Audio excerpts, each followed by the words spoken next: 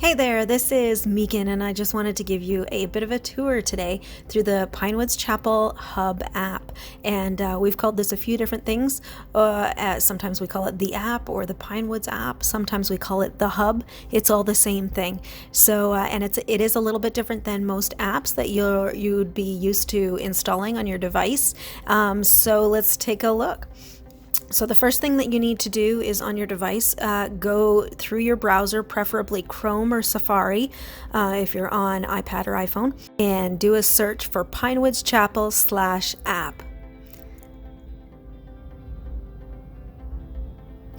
You'll see this screen, which is on our main website, and there's the icon, the hub icon. We want to make sure that that's the icon that we have on our device because it is the updated version.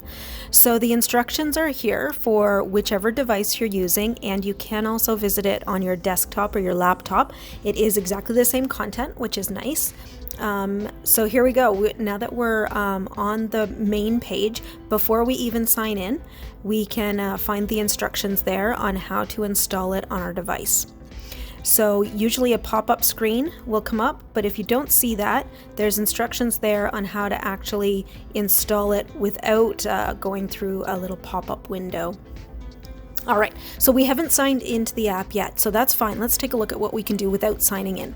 So one of the things that we can do is check in. Instead of using the tablet at the front door, we can check in through the app on Sunday mornings. So whether you're attending indoors, outdoors, or online, you can check in there. The next thing that we can take a look at is the reading plan that we've been doing concurrently with the sermon series, and it's all about Revelation. So you can see, you can either click through to find the links through the Bible app if you use the Bible app. If not, you can see the content right here, the scripture reading, and then the devotional for our Revelation Explained series. The devotional section is actually an audio clip, about 5 minutes, that you can listen to that has to do with the passage each day.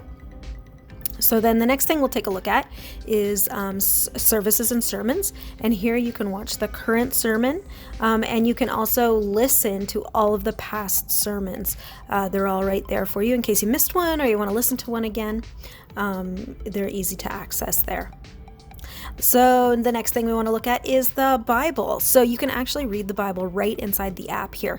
And you'll notice this looks very much like what you would see in the Bible app, and that's because that's what it is. We've embedded that here, and you can go ahead and change the version, whatever. I've changed mine to ESV because that's my favorite, and you can follow along with whatever scripture you'd like to read.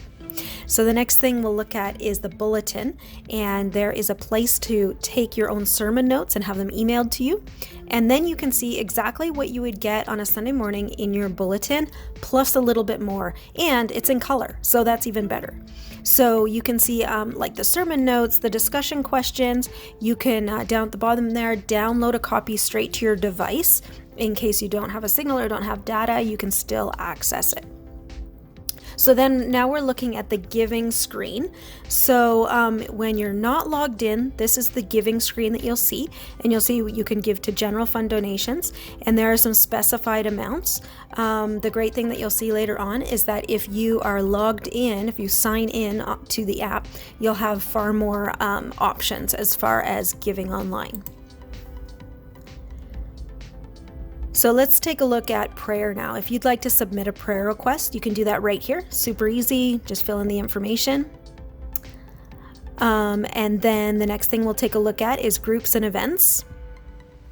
And you can see here all the different events, and then if you click on one of those, it'll take you to all of the information for that group or that event. And let's click on Serve. And in the under the Serve button, you'll see all of the different volunteer opportunities that are available right now. And then you can easily respond and let us know if there's an area that you'd like to serve in. So the next thing we'll look at is Avoda. So Avoda used to be a full-fledged standalone website. Now we've condensed it, and the important stuff is all here. So you can click through to see MT 101, which is our training series for everybody who serves at Pinewoods. And You can easily view those videos here. Click it off, let us know that you've viewed them, and we can mark that down so that we know if you're serving, you've already done that step. Even if you're not interested in serving at Pinewoods right now, these are great videos to watch.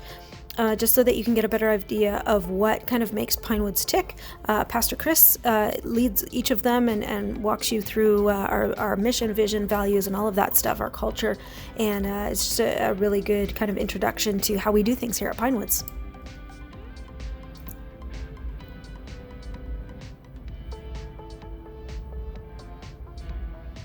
Okay, so the next thing we'll take a look at is the Kids and Youth button. And here you'll find the details about Kids Church and about our youth group and what's coming up. There's also buttons that you can click through to view the curriculum for those particular age groups. So right now, Kids Church on Sunday mornings runs from ages 0 to 5. And so there you can click through and you'll see a playlist of all of the video lessons that we do each week. If you have older kids, we don't have Kids Church for them yet, but you can still click through and see the video lessons there. So that's kind of a great way to extend it and be able to do that kind of thing at home as well. So in our library section, there are tons of great resources here, books that you can download to your device, read them anywhere, whether you're online or offline. And there's lots of different options. We've got fiction, nonfiction, kids books. So then the last thing that I wanted to show you on this screen is the facility use calendar. And if you do anything at the church, if you want to stop by and pick something up, or if you're planning on maybe helping with mowing the lawn or anything like that, this is the place where you can see what's going on at the church building. So you can see if there's a private renter, for example, that's going to be using the property. You'll know whether or not it's appropriate for you to show up or do what you need to do at the church building. This is updated in real time. This is our working calendar. So whatever you see here is what's going on. Okay, so we're gonna go ahead and sign in now and log in. And once we log in, you'll see that there are some different options and different things that are now available to you. So the first thing is that if you click the 3 lines at the top left side of your screen, you'll see a menu pop up. And the first option is your profile. So it says My Profile. And here you'll be able to view your QR code. So in fact, you don't even need to carry your QR card on Sunday mornings that you would normally scan to check in. You can actually just bring it up on your phone and hold your phone screen to screen with the tablet, and the tablet will read that QR code. So it makes it a little bit easier for somebody like me who's having to bring 50 million things on a Sunday morning. It's a lot easier to not have to remember my card. So maybe you're the same way. So you can easily access it there. The other thing that you can do is update your phone number, your contact information, those sorts of things. And if you keep scrolling down on that My Profile page, you'll also see all of your family members listed. And if you tap your family members' names, you can view their QR card and scan it as well. So for example, if you're checking in a child into Kids Church, it's really easy to just select their name from that list and scan their QR code from your phone.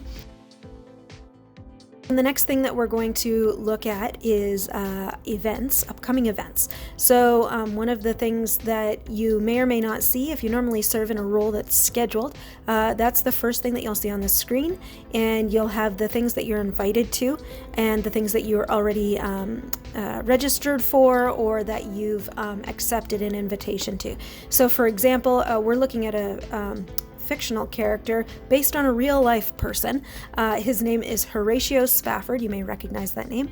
And we've got him signed up for the Epistles of John Senior's Bible Study. And so you can see there that he's accepted that invitation. He can also scroll through the details and then change his response if he'd like. And you can do the same on yours for whatever events or roles that you're scheduled for. So then you can scroll down further and view all of the other events and things going on. The next thing you can do is check the online giving screen. So you'll notice that this giving screen is different than the giving screen we saw when we were not signed in.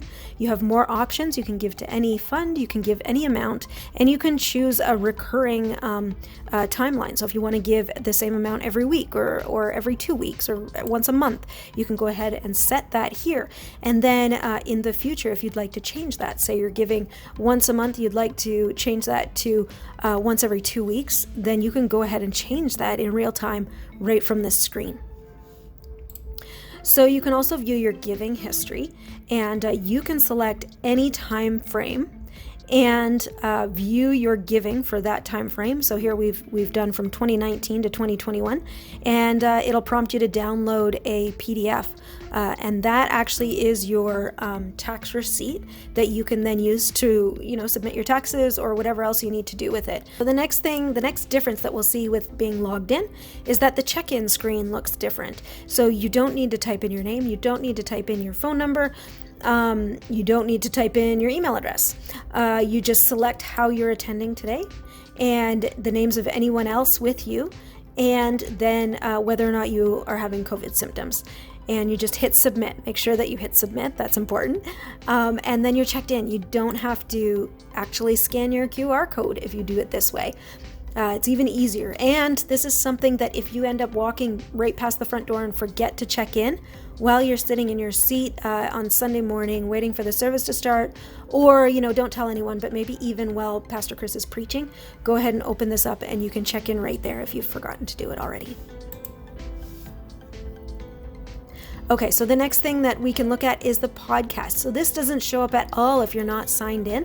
Once you're signed in, you get special access to this, and that's kind of cool. So these are Coffee and Conversations with Chris podcasts that have been posted in the past, and we'll continue to add to them going forward, and so you can access them there.